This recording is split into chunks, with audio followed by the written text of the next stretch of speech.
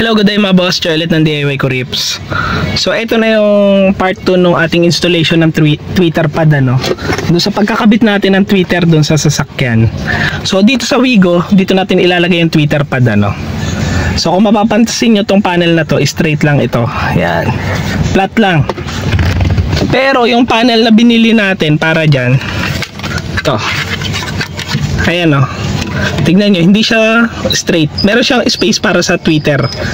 Yan. So ito, dito natin to ilalagay. Yan. Tapos dun sa last video natin, kung maaalala nyo, wire lang to. So nilagyan ko na rin ng wire cover para mas maganda. Kasi naka-order na ako ng wire cover. So ang size nga pala na itong wire cover is 4mm. Yan. Snake skin para maganda. So ang gagawin ko naman ngayon, babaklasin ko na muna yung mga pinto, no. Tanggalin to mga screws, tapos tanggalin tong pinaka door panel. Yan. Tapos magwa-wiring tayo, itatap natin siya dito sa speaker dito. Yan. Pero siguro doon na lang sa may passenger side ako magbabaklas. Kasi mas madali o mas mabilis ako makakilos kasi doon. Compare dito na merong steering wheel. Yan. So for the purpose na mapabilis yung video natin, doon ako sa may passenger side magbabaklas. At saka para doon din sa wiring, doon na lang din. So doon sa mga hindi pa nakakaalam kung paano magbaklas ng pinto, no, meron akong video yung ginawa niya kung paano baklasin tong door panel. O kaya manood din kayo sa ibang YouTuber, meron rin naman silang video niyan. Pero baklasin ko na muna to para hindi na ganun humaba yung video natin. Pero yung babaklasin ko sa may passenger side. So balikan ko kayo mamaya. Di bale ito na, no, natanggal na natin yung door cover. Yan. Yung door panel dyan. Di bale ito yung papalitan natin. So ito kasi wala tong tweeter pad. Tapos ito yung minimension ko dati na naputol, oh. Yan, oh, nabali yung pinakalock. Yan. So ang ipapalit natin dyan, ito. So ito actually pwede ko na ito ikabit dito. Yan. Kabit natin, no. Hirap pagka isang kamay lang. Yan, papaganyan siya. Tapos yung pinaka wire connector dito sa ilalim. Yan. Tapos mamaya tuturo ko sa inyo kung saan natin yan itatap. Dapat maitap natin yan dito sa speaker dito. So ikakabit ko na muna to, no. Tapos magpapagapang na muna ako ng wire. Pagka napagapang ko na yung wire, tuturo ko sa inyo kung saan nyo siya itatap. So balikan ko kayo mamaya. Ayan, di bali inabot na tayo ng ulan, ano. Di bali ito yung pinaka tweeter natin. Ito yung wire. Pinagapang ko lang.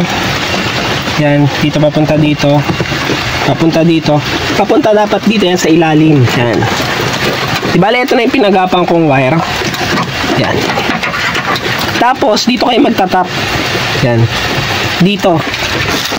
Di bali yung speaker nyo na nandyan, tanggalin nyo lang yung tatlong screw. Yan. Di bali yung positive ng tweeter nyo, itap nyo lang dito sa kulay pula. Yung negative ng tweeter dito sa kulay puti. Yan. Di bali itatap ko na to. Yan, tatap ko na yan dyan. Tapos ibabalik ko na tong speaker. Tapos sound check natin mamaya, no, kung natunog na siya. Di bali ayun lang naman yon, yung kailangan yung itap. Ito lang dalawa. Di bali dun sa tweeter ko, itong kulay red white, ito yung positive, so itatap ko siya dito sa kulay red. Etong blue green, yan. Ito naman yung negative, tatap ko siya dito sa kulay white. After ko itap yan, babalik ko na lang ulit lahat. So i-assemble ko na muna, no, tapos check natin kung ano yung tunog niya. Di bale ito, no, natap na natin. Syempre dapat malinis pa rin yan. Yan, no, parang wala nangyari.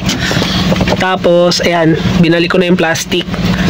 Di bale ito yan, ano, yan. Tapos nakagapang.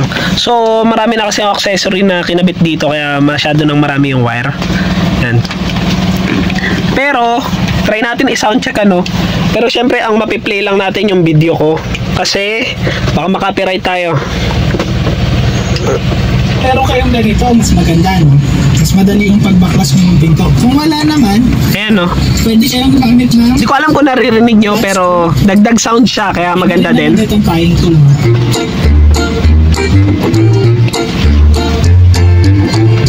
Ayan, no? Load yung blaze, eh. Sabi dyan po, tatanggalin natin yung pinaka-paano talaga, no? So, ba't ba Yan, so tinanggal ko na yung video. So ito, dagdag sound siya. So dahil maliit lang naman yung tweeter na kinabit natin, hindi siya ganun ka dominant doon sa tunog. Yan. Pero maganda siya, no? Kanina tinesting ko siya gamit yung mga kanta. Pero syempre hindi ko pwedeng pakita dito sa video natin kasi makaka-copyright tayo. Maganda yung tunog niya. Tapos yung speaker natin dito, kinabit ko rin yan kanina. Tinanggal ko lang ngayon nung ipapakita ko na sa video na tumutunog talaga to. Kasi baka hindi nyo masyadong marinig to. Kasi maganda yung tunog ng speaker natin dito dahil nag-upgrade nga tayo ng head unit. Yan. So kanina naman siguro napakinggan nyo yung speaker dun sa likod. Yan. Maganda yung bass nya. Kaya pagka kinabit natin yung speaker dito, baka hindi nyo lalo mapakinggan doon sa video. Pero sa personal, mapapakinggan nyo siya. Ang ganda niya. Yan. So, ganun lang magkabit nung tweeter, no? Dito sa panel na to nung Wigo. Yan. So, ngayon, ikakabit ko na to, tapos isasarado ko na lahat. So, hindi ko na papakita sa inyo. So, tapusin na natin tong video na to. Ingat kayong lahat. Ride safe. God bless.